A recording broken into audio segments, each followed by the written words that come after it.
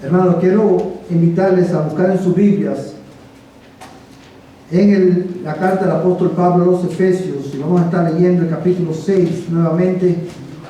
Efesios capítulo 6.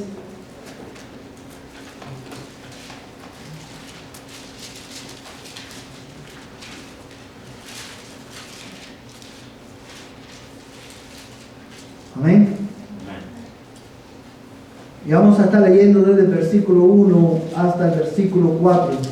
Dice la Biblia, hermanos, de esta manera: hijos, obedeced a vuestros padres en el Señor, porque esto es justo. Honra a tu padre y a tu madre, que es el primer mandamiento con promesa, para que te vaya bien y para que tengas larga vida sobre la tierra. Y vosotros, padres, no provoquéis a ira a vuestros hijos, sino criadlos en la disciplina e instrucción del Señor. Vamos a leer nuevamente el versículo 4. Y vosotros, padres, no provoquéis a ira a vuestros hijos, sino criadlos en la disciplina e instrucción del Señor. Amados hermanos, esta noche vamos a concluir con esta parte de esta serie que tiene que ver con la crianza de los hijos pequeños en nuestros hogares. Y hoy vamos a estar viendo específicamente algunos principios bíblicos, hermanos, que debemos de seguir para guiarnos en esta gran tarea de educar a nuestros hijos de una manera que glorifique el nombre del Señor y de una manera, amados hermanos, que sea bien, que produzca bien en el alma de ellos. Una de las razones por las cuales es importante que nosotros prestemos atención a lo que vamos a estar considerando esta noche es precisamente por lo que dice el versículo 4. El versículo 4, hermanos, tenemos una instrucción a los padres que es doble, una instrucción negativa y una instrucción positiva. La instrucción negativa es: padre, no provoquéis a ira a vuestros hijos. Amados hermanos, cuando el apóstol Pablo instruye a la iglesia de esta manera, no está diciendo, hermanos, que no debemos disciplinar a los hijos, a nuestros hijos. Evidentemente, cuando usted disciplina a su hijo, usted lo corrige, eso va a provocar ¿qué cosa? En ellos. Ira, ¿verdad? Y se van a enojar. Y cuando leemos que Pablo dice no provoquéis a ira a vuestros hijos, no está diciendo no lo disciplinen, para que no se enojen, para que no se molesten. Y esto lo sabemos, hermanos, porque en el mismo versículo, él continúa con otra exhortación, con otro imperativo positivo, y es: si no, criarlo en la disciplina e instrucción del Señor. Cuando nosotros tratamos el tema de la crianza de los hijos, hay uno de dos extremos que nosotros podemos ir. Uno es el extremo de provocar a ira a nuestros hijos, y el otro, hermano, que es el extremo positivo, por decirlo de alguna manera, es el lado de instruirlos a ellos. En vez de provocarlos a ira, debemos de criarlos en la disciplina e instrucción que viene del Señor. Ahora, usted se preguntará, hermano, ¿cómo nosotros provocamos a ira a nuestros hijos? ¿Cómo nosotros provocamos a ira a nuestros hijos? ¿Qué usted cree que el apóstol Pablo está diciendo aquí? ¿Qué es provocar a ira? ¿Cuándo nosotros provocamos a ira a nuestros hijos?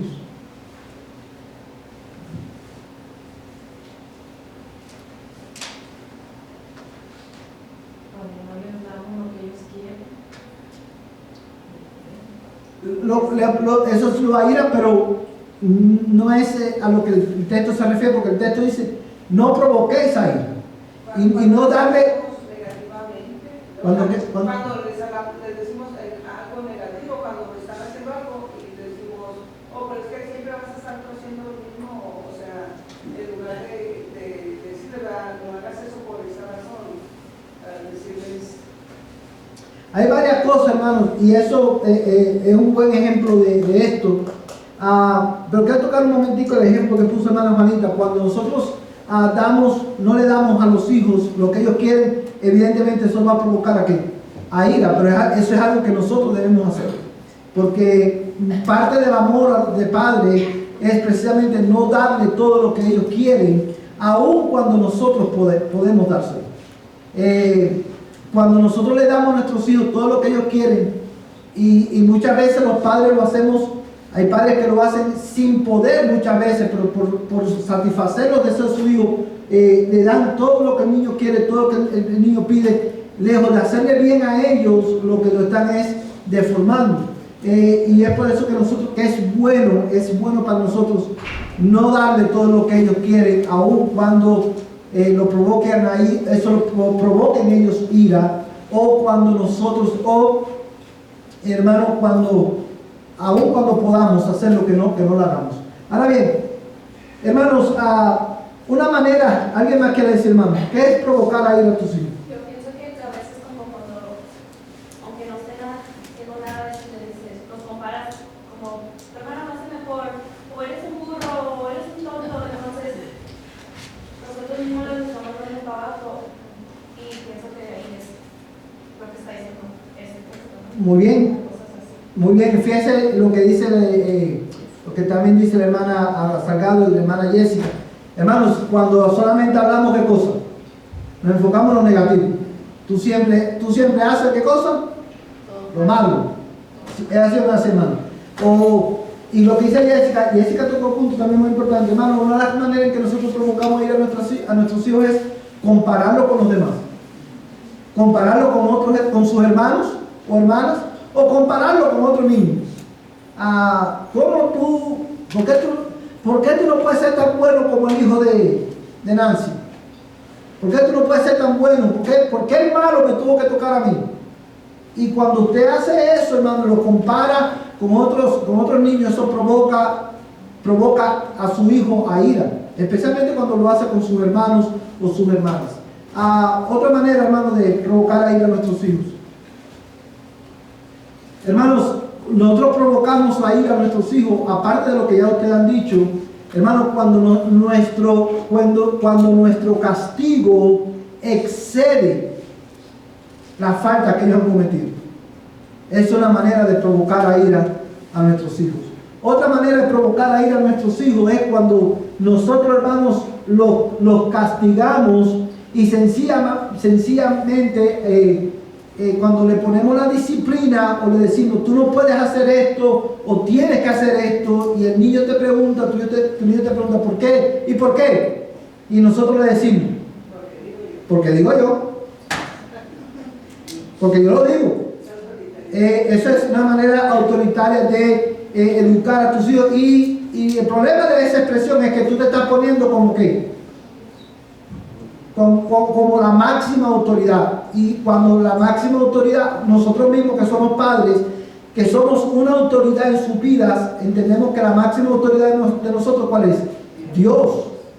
Y cuando nosotros vamos a corregir patrones, ¿por qué tú no puedes hacer esto? No es simplemente porque yo te digo que no lo puedes hacer. No, hoy vamos a ver cómo nosotros lidiamos con eso.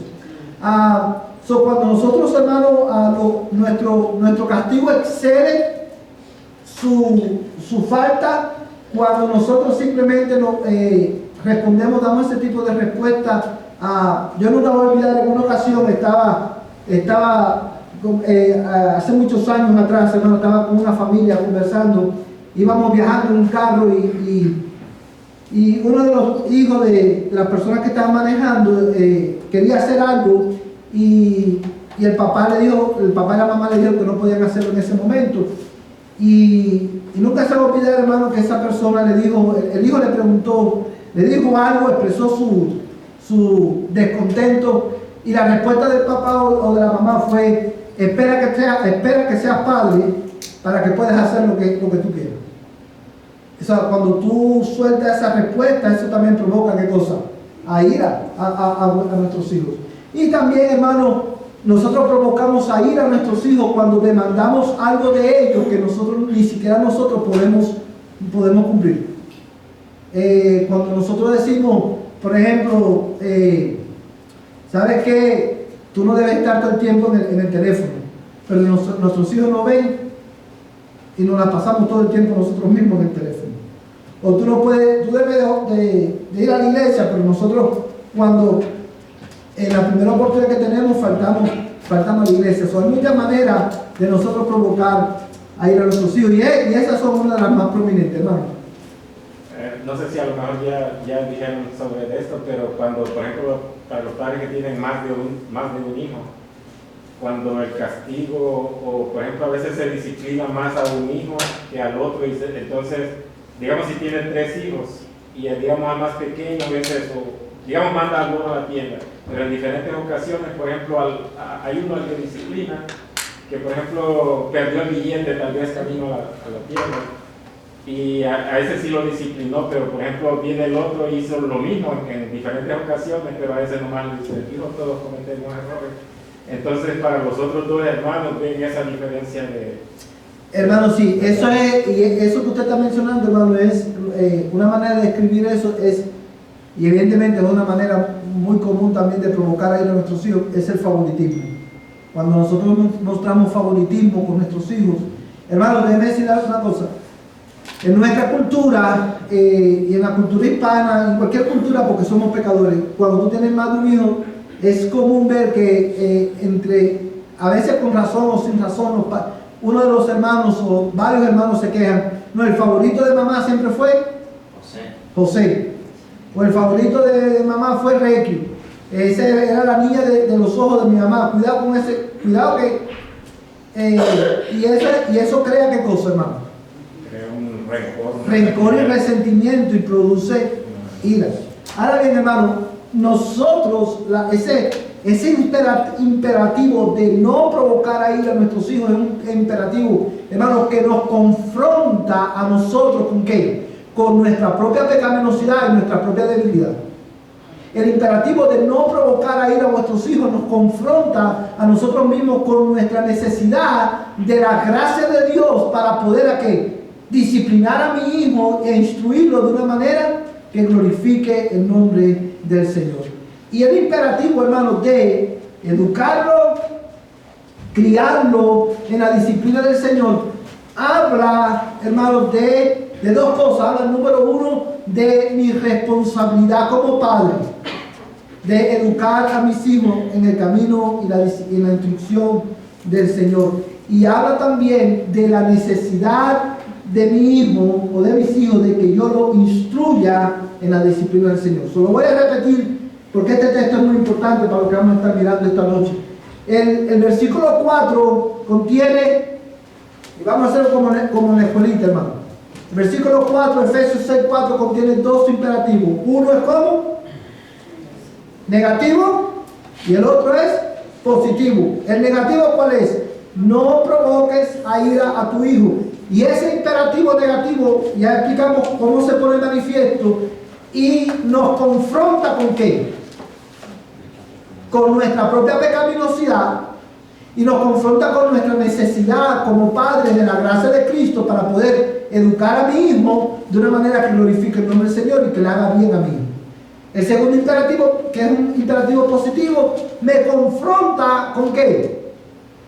Con mi responsabilidad como padre, dada por Dios, no por el Estado, no por el gobierno, sino dada por Dios, de educar a mi hijo en la disciplina y la amonestación del Señor. Y me confronta también con la necesidad que mi hijo tiene de que yo sea intencional ¿en qué?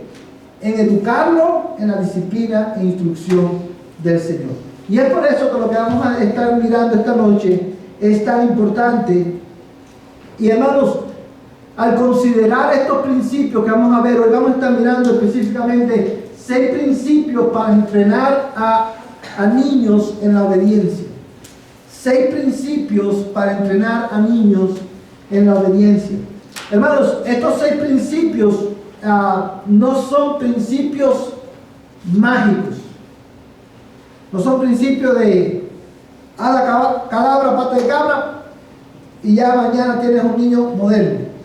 No son principios que requieren intencionalidad, requieren paciencia, requieren constancia, pero hermanos, porque están basados en la palabra de Dios, nosotros vamos a ver el fruto en su tiempo, en la vida de nuestros hijos. El primer principio que quiero compartir con ustedes esta noche es, hermanos, cuando nosotros estamos lidiando con niños que quieren gobernar la casa y que quieren, niños que tienen problemas de rebeldía, aun cuando son pequeños, el primer principio, hermano, bíblico que quiero compartir con ustedes, que nos va a ayudar a educarlos y a entrenarlos en la obediencia, es este: comuniquen claramente sus expectativas de comportamiento. Comunique claramente sus expectativas de comportamiento.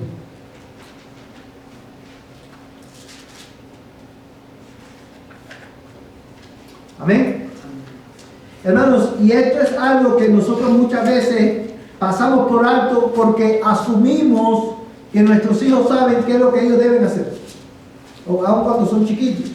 Y estos principios, hermano, aplican no solamente para los niños, sino que pueden aplicar también perfectamente para adolescentes.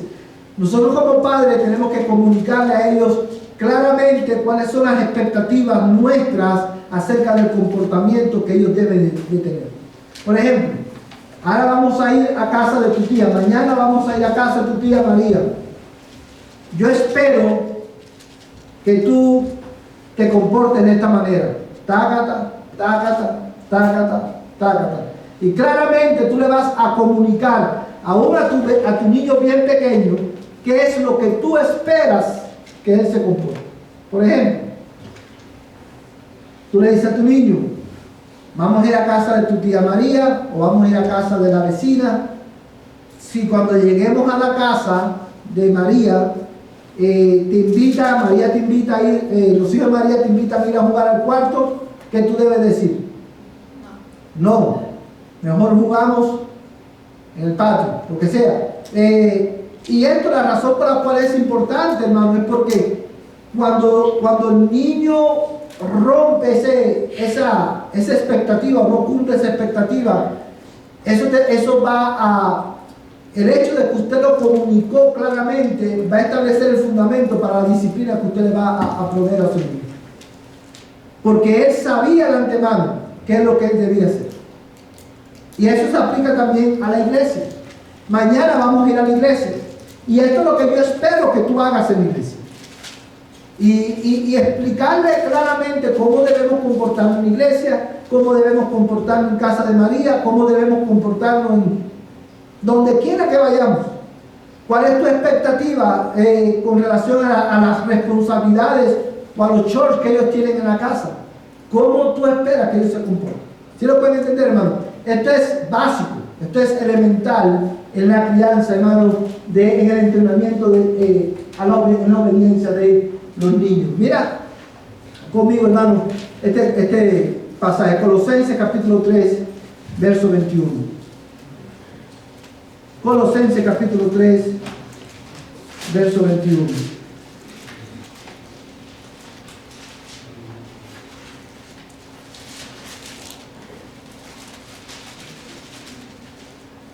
Este pasaje es muy similar, hermanos, a Efesios capítulo 6, verso 4.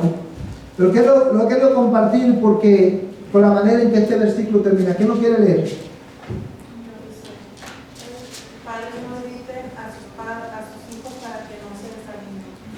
Muy bien, gracias, hermano. Dice el texto, hermano: Padre, no exasperéis a vuestros hijos.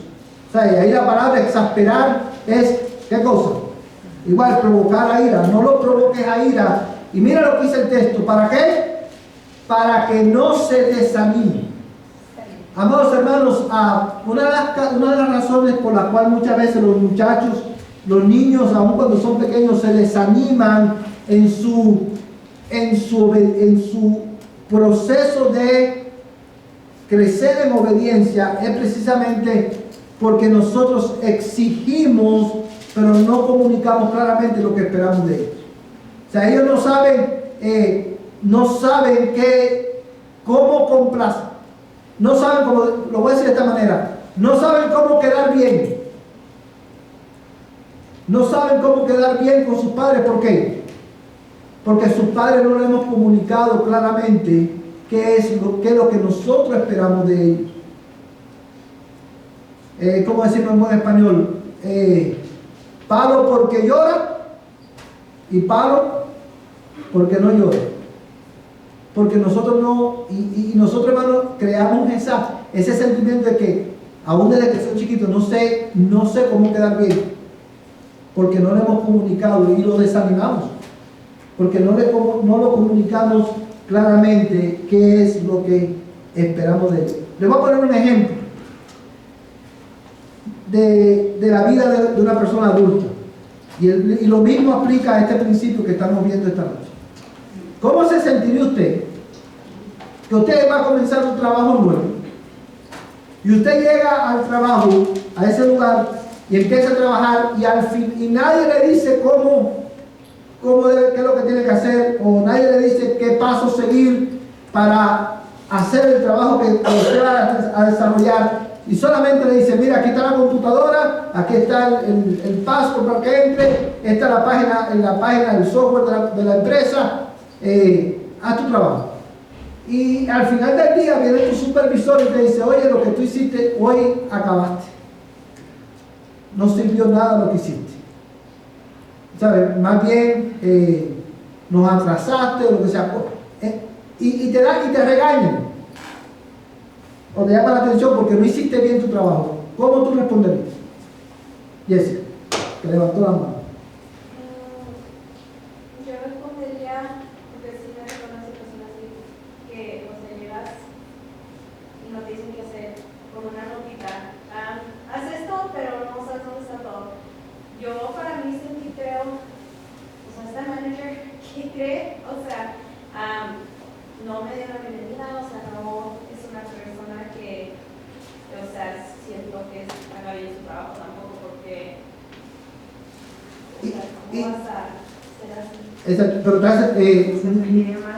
hace sentir mal, porque es que cosa, es injusto cuando tú disciplinas a alguien que ha hecho algo malo, pero tú no le has comunicado con claridad qué es lo que esperas de esa persona. Lo mismo pasa con nuestros hijos. Nosotros tenemos que aprender a sentarnos con ellos y decirle, mírame a los ojos y escúchame bien lo que te voy a decir. Esto es lo que yo espero que tú hagas. Esta es la manera en que yo quiero que tú te comportes. Yo recuerdo, hermano, y esto es un ejemplo que usted no tiene que hacerlo igual que yo, pero yo recuerdo que cuando mi hijo era pequeño, yo quería asegurarme de que él entendiera lo que yo le estaba diciendo, lo que esperaba. Como él era bien pequeñito, decía, en Cuba nosotros tenemos un dicho que cuando queremos que alguien escuche, entienda lo que estamos diciendo, decimos, abre bien los oídos y escucha. Y yo, como él era pequeño, decía, ábrete bien los oídos, y él hacía así, se abría el oído así, digo, y ahora escúchame. Y cuando yo le decía lo que quería comunicarle, yo le decía, repíteme lo que yo te dije. Y aún hasta hoy en día lo hacemos, hermano. Ya no se hace así en el oído, pero decimos, escúchame, abre bien tus oídos y escucha lo que te quiero decir. Esto es lo que yo quiero que tú hagas y cuando yo quiero que tú lo hagas. Ahora repíteme lo que yo te dije. Para yo entender, para yo saber que tú comprendiste y sabes lo que tienes que hacer. ¿Sí lo ves, hermano? O sea, es importante porque de otra manera podemos desanimarnos a ellos en su proceso de entrenamiento en la obediencia. Hermanos, el segundo principio para entrenar a nuestros hijos en la obediencia es mantener el dominio propio. Mantener el dominio propio. Y quiero que mires conmigo, hermano, Proverbios capítulo 25, verso 28.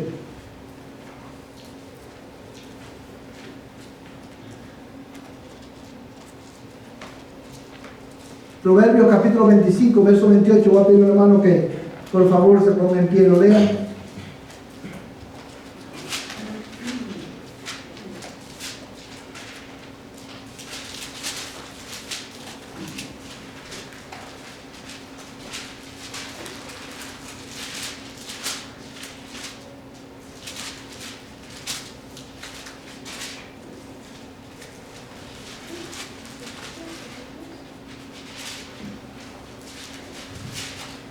Yo no quiero leer, hermano.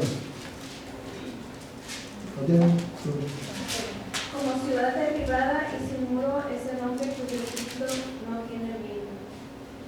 Amén, gracias, hermano. Yo creo que usted marque este pasaje en su Biblia, hermano. Dice el texto: como ciudad invadida y sin murallas es el hombre que no domina su espíritu. En otras palabras, hermano, lo que el texto está diciendo, como una ciudad sin protección, es el hombre que no tiene dominio propio. Ahora, yo creo que piense por un momento en la importancia del dominio propio en nosotros como padres, a la hora de nosotros entrenar a nuestros hijos en la obediencia a los padres. Hermanos, ¿cuál es la razón por la cual los niños no hacen, o sea, por qué ellos desobedecen? ¿Por qué los niños se rebelan contra sus padres? ¿Por qué los niños le gritan y se enoja y grita a su papá o a su mamá? ¿Por qué lo hace? Porque no tiene self-control, no tiene dominio propio. Es una persona que aun cuando es pequeño, bien pequeño, está siendo dominado ¿por quién? Por sus emociones que están afectadas. ¿Por qué? Por su pecado. Nosotros a la hora de entrenarlos a ellos, hermanos, es bien importante que nosotros lo hagamos con dominio propio. Hermanos, cuando nosotros disciplinamos a nuestros hijos dominados por la ira, nosotros, hermanos, estamos disciplinando mal a nuestros hijos. Hay dos extremos por los cuales es importante el dominio propio. El primer extremo, hermano, uno de esos extremos es precisamente el responder con ira a su pecado. Nosotros siempre, hay una expresión que nosotros siempre mencionamos en la casa, y nosotros le decimos a nuestros hijos: tú no eres responsable por el pecado de los demás, pero tú eres responsable de la manera en que tú respondes al pecado de los demás. ¿Sí entendió eso, hermano? O sea, tú no eres responsable por el pecado de tu hermana, de tu mamá, de tu papá, pero tú eres responsable como tú respondes a ese pecado. Como padre, muchas veces, hermano, nosotros podemos responder precisamente porque somos dominados nosotros también por nuestras emociones pecaminosas y somos dominados por la ira. Respondemos con ira, hermano, el pecado de nuestros hijos, y al hacerlo no solamente estamos disciplinándolo mal, sino que también nosotros mismos estamos haciendo ¿qué cosa? Pecando, porque estamos respondiendo pecaminosamente a la rebeldía de ellos.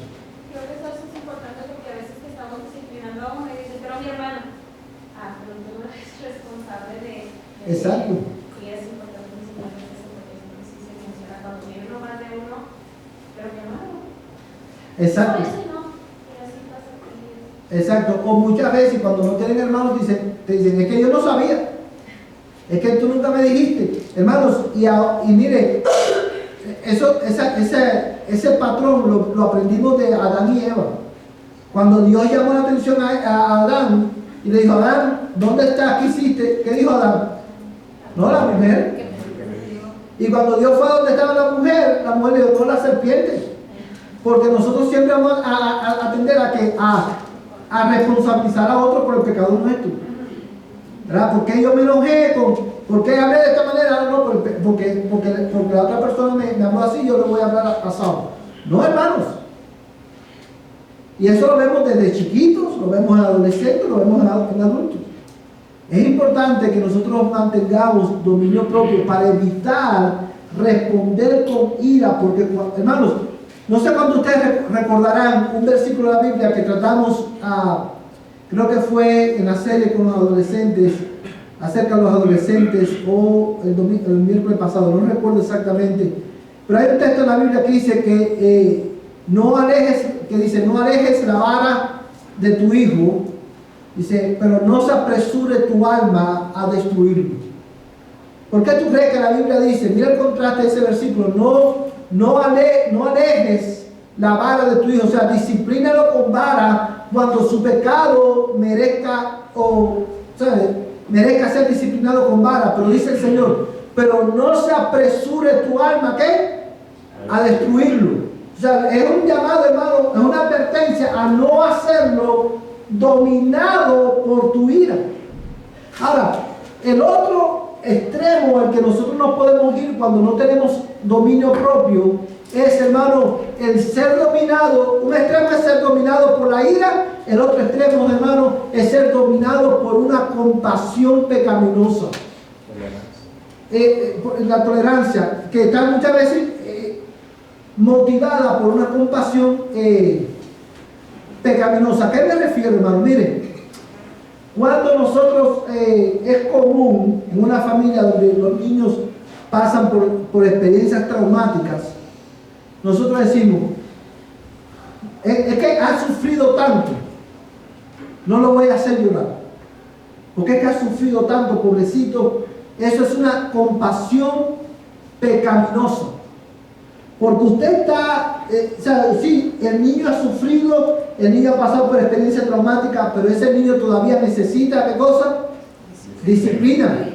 Necesita instrucción. Él necesita que usted como padre lo instruya en la disciplina y en la amonestación del Señor. Pero cuando usted lo ve y dice, ay, pobrecito, este niño ha sufrido mucho, y usted consiente a su hijo o a ese bebé o a ese niño en su pecado y en sus impulsos pecaminosos, usted está alimentando, hermano, la rebeldía en el corazón de su hijo. Y es en esos dos casos en que usted necesita, ¿qué cosa? Dominio propio. Para no dejarte dominar por la ira, pero tampoco dejarte dominar por una falsa y pecaminosa compasión. Vamos, mira conmigo, hermano, por un momento. Gálatas capítulo 5. Gálatas capítulo 5.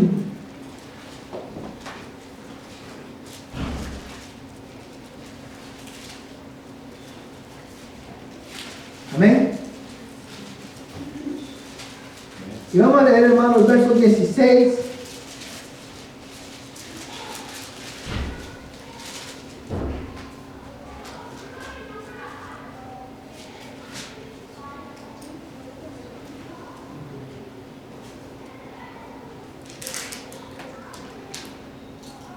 ¿Todos lo tienen, hermano? Vamos a leer desde el versículo 16 en adelante. Dice, digo pues, andad por el Espíritu y no cumpliréis el deseo de la carne. Porque el deseo de la carne es contra el Espíritu y el del Espíritu es contra la carne. Pues estos se oponen el uno al otro de manera que no podéis hacer lo que deseáis. Pero si sois guiados por el Espíritu, no estáis bajo la ley. Ahora bien, las obras de la carne son evidentes, las cuales son inmoralidad, impureza, sensualidad, idolatría, hechicería, enemistad, pleitos, celos, enojos, rivalidades, disensión, sectarismos, envidia, borracheras y orgías y cosas semejantes, contra las cuales os advierto, como ya os lo he dicho antes, que los que practican tales cosas no heredarán el reino de Dios. Verso 22, mas el fruto del Espíritu es amor, gozo, paz, paciencia, benignidad, bondad, fidelidad, mansedumbre, dominio propio. Contra tales cosas no hay ley. Pues los que son de Cristo Jesús han crucificado la carne con sus pasiones y deseos. Si vivimos por el Espíritu, andemos también por el Espíritu. Fíjate lo que dice este texto, hermano.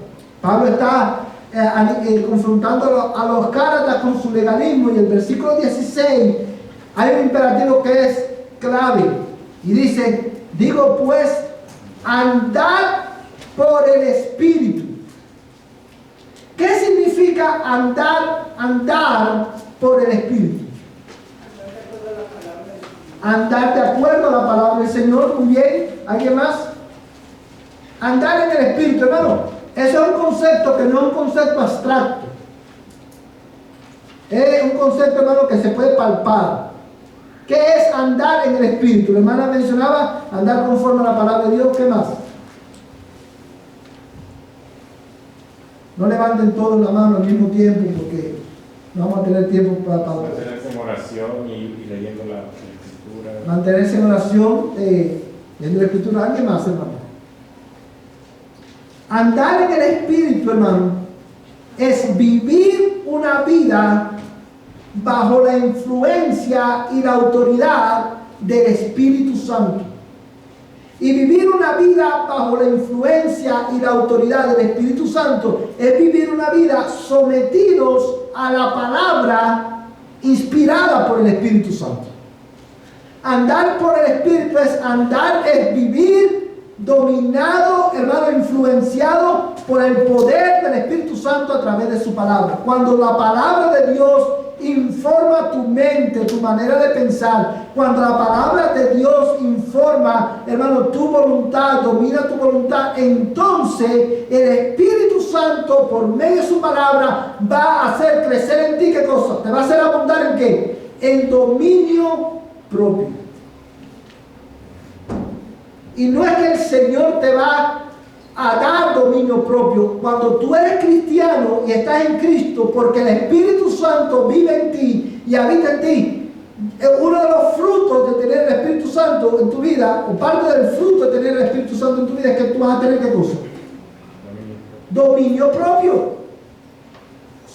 En la medida en que tú creces en obediencia a su palabra, en la medida en que tú dedicas tiempo a estar en la palabra, el Espíritu Santo te va a hacer abundar en el fruto del Espíritu Santo. ¿Sí lo puedes ver, hermano? O sea, nosotros los creyentes no somos esclavos de nuestras emociones. No somos esclavos, hermano. Nosotros, cuando usted analiza su vida, usted se va a dar cuenta, hermano, y esto es un paréntesis dentro de este punto, usted se va a dar cuenta que la mayoría de las decisiones malas que nosotros tomamos, son esas decisiones que tomamos precisamente dominados por nuestras pasiones y nuestras emociones. ¿Sí o no, hermano? Amén. Y eso incluye la educación a nuestros hijos. Cuando somos dominados, no tenemos dominio propio, podemos caer en uno de esos dos extremos, que son el ser dominado por la ira o el ser dominado por una falsa y pecaminosa compasión, que no le hace bien a nuestros hijos. Hermanos, déjenme decirles, porque esto es bien importante, cuando yo caigo en este extremo, digo, ay, es que pobrecito ha sufrido tanto y ha padecido tanto que no lo voy a hacer llorar más. Cuando usted hace eso, usted no está alejando a su hijo del sufrimiento. Usted está, hermano, añadiendo más sufrimiento a la vida de su hijo. ¿Usted sabe por qué? Porque una vida, hermano, un niño o un adolescente instruido en la desobediencia va directo, hermano, al fracaso de este lado de la eternidad, y si Cristo no lo salva, del otro lado de la eternidad. El pecado, la desobediencia, la rebeldía nunca va a producir gozo, nunca, hermano. Por eso la Biblia dice que Dios al hijo al que ama, ¿qué le hace? Lo disciplina. Porque Dios quiere que tú experimentes el gozo. Fíjate, no estoy diciendo que Dios quiere que tú seas feliz, porque Dios te salvó no para que tú seas feliz, Dios te salvó para que tú tuvieras comunión con Él, tuvieras una relación con Él, y que la satisfacción y el gozo de tu alma se derive de esa relación con Él. Pero porque Dios te ama y Él sabe que la consecuencia del pecado es muerte, cuando tú y yo somos rebeldes, ¿Dios qué hace? Nos disciplina. ¿Por qué? Porque Él nos ama. Porque Él dice que el padre el padre que ama a su hijo lo disciplina. Hermano, cuando yo no disciplino a mi hijo porque él ha sufrido mucho, pobrecito, yo estoy añadiendo, estoy preparando el terreno para una vida llena de sufrimiento. Porque inevitablemente la paga del pecado siempre es muerte. Siempre. Amén, hermanos. Amén. Amén. Hermano, en la sociedad nos ha engañado, o sea, completamente contrario a lo que las escrituras enseñan sobre nosotros. La palabra de Dios enseña de que somos pecadores desde nuestros más tempranos días. O sea, yo por ejemplo no puedo ver eso en mí a una edad probablemente a los 5 o 6 años, no recuerdo qué hice a esa edad, pero lo he podido ver en otros niños, niños pequeños, niños en esas edades. Y la escritura es bien clara, ahí yo me he dado cuenta, he podido comprobar eso, de que somos malvados desde pecadores desde bien temprana edad, como la palabra de Dios nos dice. Sí, hermano. Pero la sociedad nos ha engañado, porque aún la religión misma nos enseña que somos básicamente buenos. Entonces, la mayoría de padres creen que su hijo es bueno. O sea, porque así nos ha educado la sociedad, que somos buenos desde... O sea, un niño, así como lo vemos de bonito cuando está tierno y todo eso, dice, no hay maldad ahí en ese niño. Pero ese niño, desde que empieza a ser... he visto niños que son tan rebeldes a una edad de 2, 3 años, 4 años, y hacen unas cosas, unos berrinches. O sea, yo me veo en ellos, o sea, me veo yo en ellos. Yo no recuerdo esa parte mía, pero yo he podido ver eso en otros niños. Muy bien, hermano. Entonces, yo digo, la palabra de Dios es bien clara. Es clara, hermano. Pero la sociedad nos ha engañado, la religión misma nos ha engañado, ha contradicho lo que la palabra de Dios nos Dice. enseña. Yo, un tiempo que viví en Austin, yo cuidaba a una niña, tenía 15 años, tenía parálisis cerebral, igual que mi hija, que es Stephanie, pero Stephanie yo la tenía chiquita, yo pienso que tenía como 2 años cuando yo estaba cuidando a esa niña. Esa niña, hermano, la tenía de más consentida. Tenía parálisis cerebral, pero tener parálisis cerebral no quiere decir que, como usted dice, que pobrecita, yo pienso que así la trataban en su casa porque escupía, pegaba y se reía carcajadas.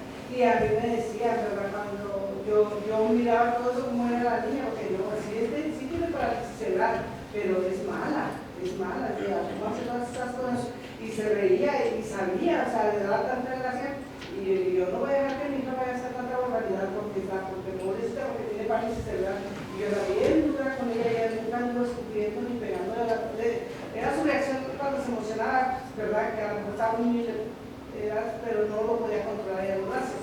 Pero no se reía o algo porque hacía cosas, o sea, pero yo voy a hacer una tortilla porque el hecho de que tenga parálisis cerebral no le da a que la pobrecita tiene parálisis cerebral, no se puede mover, hay que dejar que ya caiga. Exacto. Y es cuestión no tanto de ser duro como ser, a lo que usted llama duro, nosotros le llamaríamos ser amorosos. Porque mostrar el amor a tu hijo es disciplinarlo, hermano. Esa es la parte, una de las maneras de mostrar el amor a tu hijo. Y hermano, porque se le hace más mal a ellos. Ya estaban grandes los papás de esta muchachita y estaban, pues la señora estaba muy grande, o sea, no podía quedarse pienso que ni ella sola.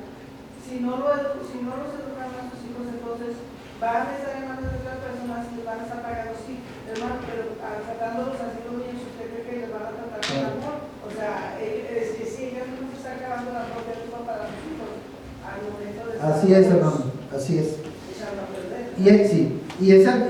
Y es por eso, hermano, para evitar esos dos extremos, necesitamos ¿qué cosa?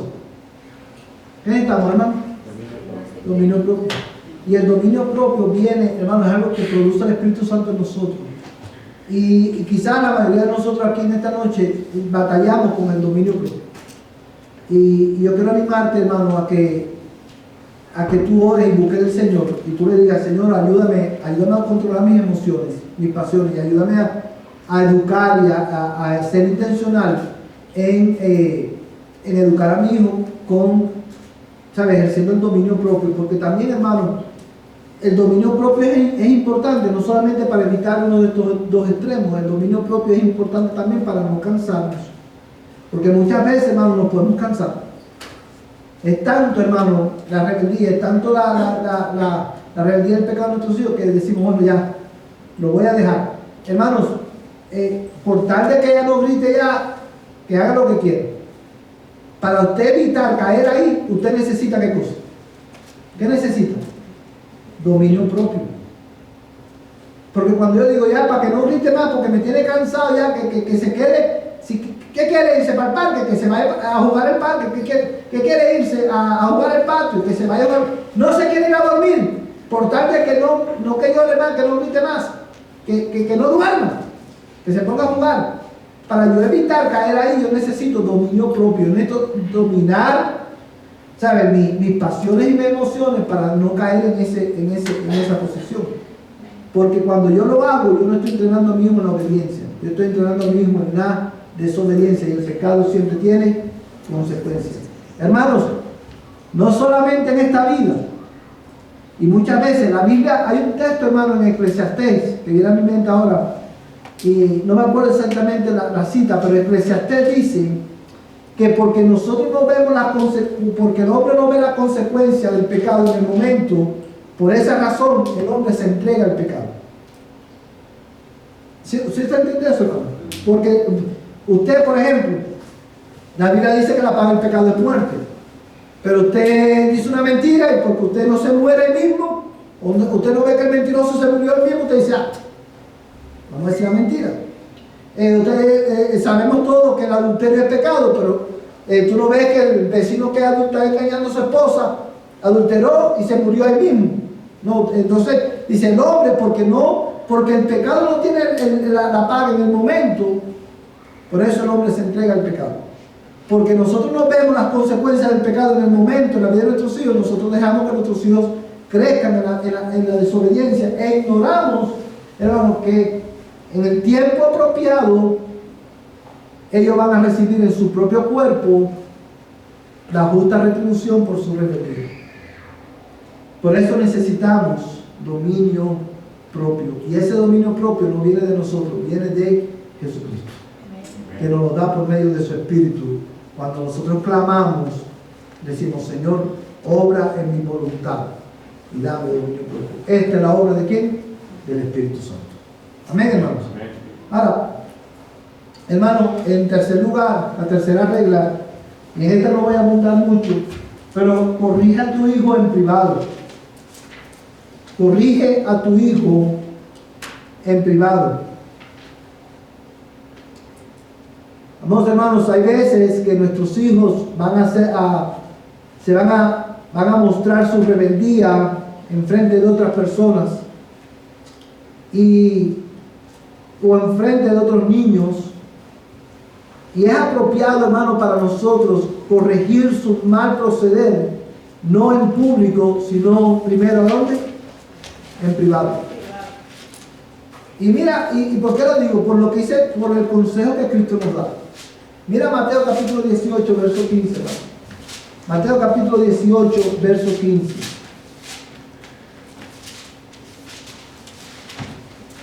Hermano, que lo tenga, por favor, que lo lea.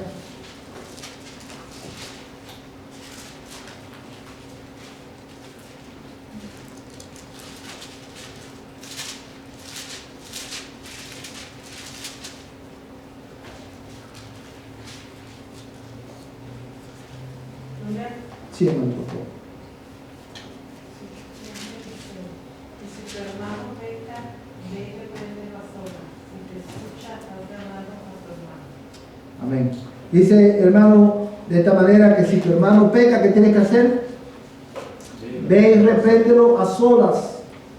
Si te escucha, has ganado a tu hermano. Este es un principio que la Biblia el Señor lo enseñó con relación a la disciplina bíblica, la disciplina que se debe llevar a cabo en la iglesia. Pero es un principio que aplica muy bien, hermano, para cuando nosotros vamos a disciplinar a nuestros hijos en nuestros hogares.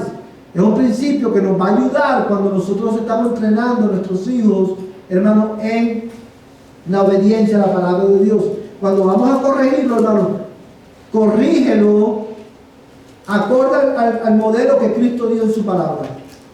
Y yo diría más, hermano, corrígelo siguiendo el mismo ejemplo de Cristo. Corrígelo en privado, porque ese es el modelo que Cristo nos dejó, el procedimiento que Cristo nos dejó. Toda corrección, ya sea a un niño, como a un adolescente, como a un adulto, necesita hacerse primero ¿dónde? En privado. ¿Verdad? Cuando usted va a corregir a tu hijo, hermano, tu hijo o tu hija, de pequeño o adolescente, dice una barbaridad delante de otra gente, nosotros muchas veces, porque nos sentimos avergonzados por lo que nuestro hijo dijo, nosotros respondemos ¿con qué? Con otra barbaridad.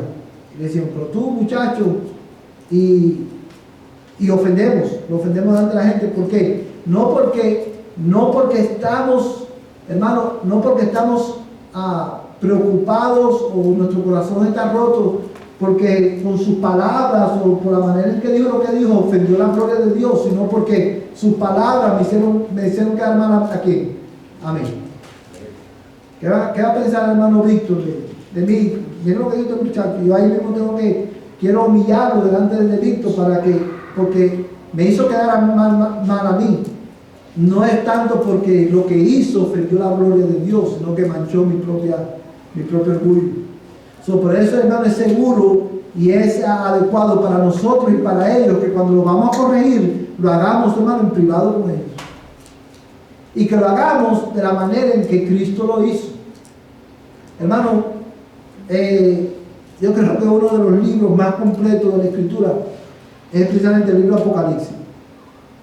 Honestamente, hermano, desde que yo leí en esta serie de Apocalipsis, yo he aprendido muchísimo, hermano, ha sido muy enriquecedor. Pero yo quiero que tú notes en el libro de Apocalipsis, hermano, lo que hemos leído Apocalipsis, no lo vamos a buscar por cuestión de tiempo, porque ya se nos fue casi el tiempo.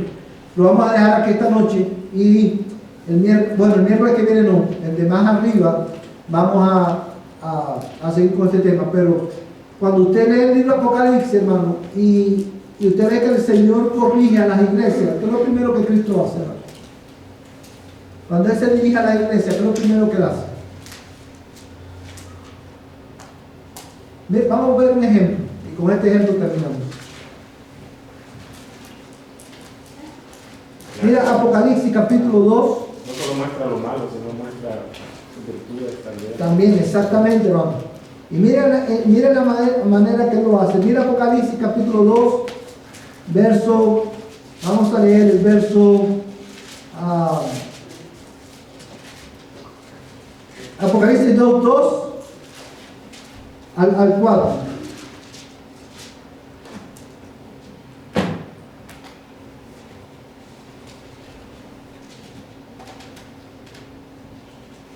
¿Todos lo tienen, hermano?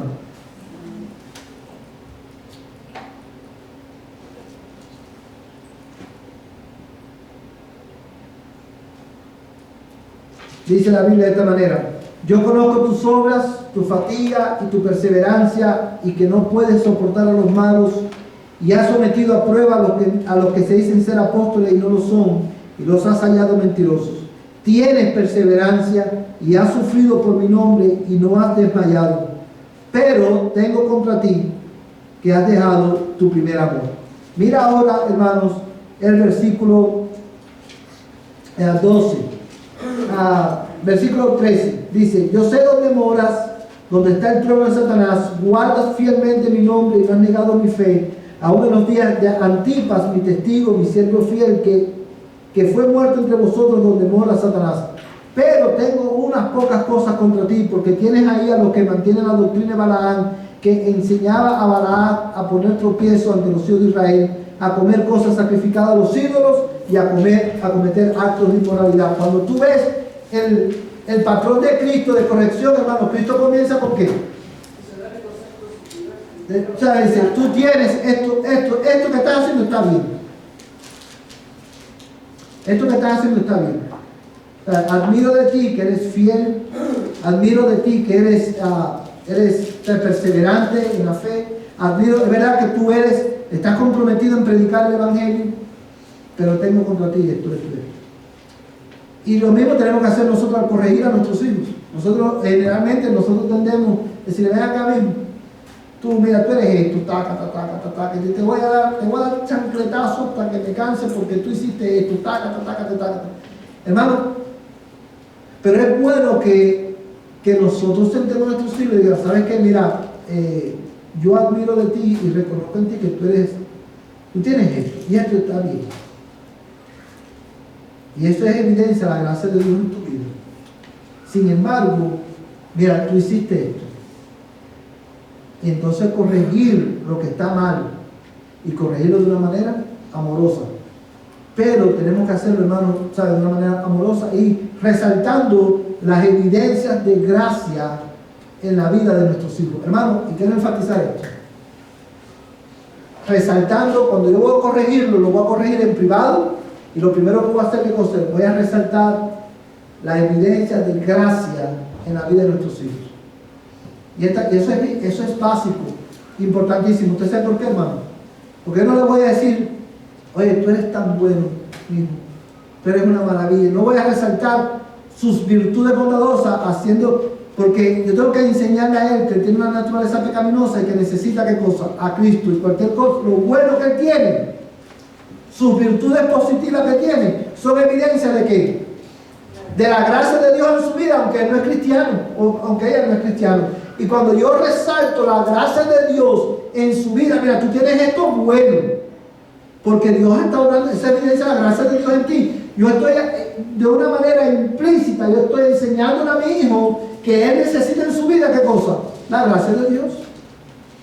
Y después que yo hago eso, entonces yo voy a corregir patrones de conducta pecaminosos y lo voy a hacer primero en privado. Hermano, lo vamos a dar aquí esta noche. Vamos a orar y así terminamos.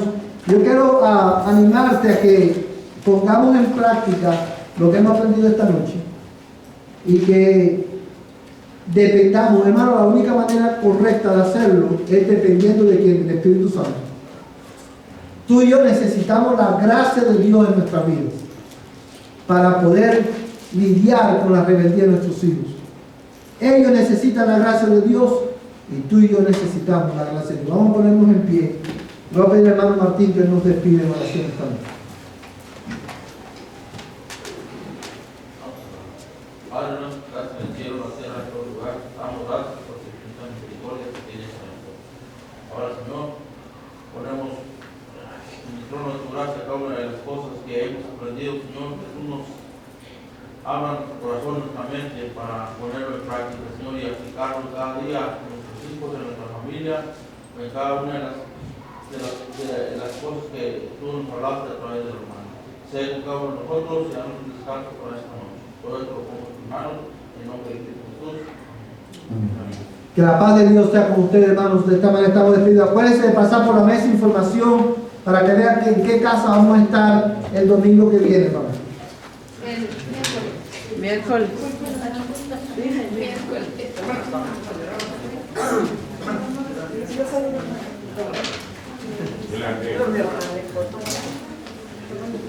Sí, porque son En un momentito te llevo. En 5 minutos te llevo.